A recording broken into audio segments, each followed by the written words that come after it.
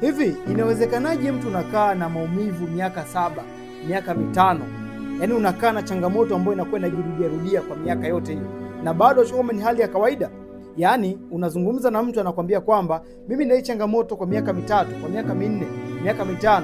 Just imagine kila baada ya mwezi anapata miwasho, anapata vipele vinavyojirudia, anapata maumivu, na bado mtu bado anaona kwamba ni hali ya kawaida. Hebu shtuka na ujaribu kutibia hiyo changamoto, kwa sababu tatizo ambalo unaendelea kulifuga leo hii usizani ya kuwa lina uwezo kuja kutibika kwa mwezi mmoja. Na ndio maana mtu ambaye ana changamoto kama hizi, ukija kumwambia kwamba dozi yako ni ya miezi 6, anaanza kushangaa kwamba inakuwaje. Tambua ya kuwa maambukizi yanazidi kusambaa siku hadi siku, hasa kama unaendelea kukaa na hii changamoto katika mwili wako, kwa sababu bado na kipele kimoja, bado vipele ambavyo vinahesabika, lakini vinakupa maumivu na bado unataka kuvichekea. Basi tambua kuwa jiandae na kutibu hiyo changamoto kwa miezi 6.